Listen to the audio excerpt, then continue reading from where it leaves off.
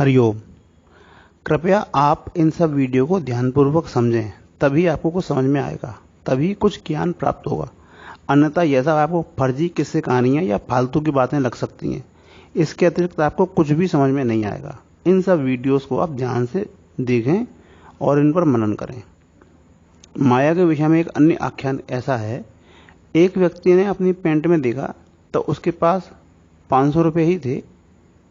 उसने उन रुपयों को गायब पाया।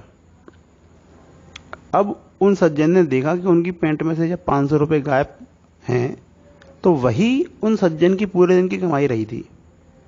अब उन सज्जन को भारी चिंता हो गई। उन्होंने कई बार अपनी पैंट की सभी जेबें को टटोला। 10 बार भी ढूंढने पर वह 500 का नोट उनको नहीं पा पाया। अब जब वो 500 का नोट उनको मिला ही नहीं तो वे अत्यंत ही दुख में डूब गए। दिन भर मेहनत करी, 500 रुपये की उनको मजदूरी मिली और 500 रुपये की मजदूरी मिलने के बाद उसका खो जाना। अचानक ही वह बहुत बुरी तरीके से कई प्रकार की चिंताओं में, कलेशों में, दुखों में इसमें गिर गए। हार कर जब उन्होंने भगवान का नाम लेकर उस 500 के नोट को आखिरी बार ढूंढने का प्रयास किया तो वह 500 का नोट उनको एक जेब में चुपका हुआ मिल गया, अर्थात वह कहीं चिपक गया था। हाथ डालने पर भी वह उंगली उसको महसूस नहीं कर पा रही थी। नोट तो वहीं था। वह 500 का नोट, मूल बात तो इसको समझें, वह 500 का नोट भगवान के प्रताप से नहीं मिला था। वह शुरू से ही वहीं पर था, परंतु 10 बार ढूंढने पर भी उन सज्जन को नहीं मिल सका। इससे उनको बहुत कष्ट हुआ, भय भी लगा। भाई, धन पूरे दिन का कमाया हुआ वह गायब हो गया और वही दुख और कष्ट, कलेश और निराशा।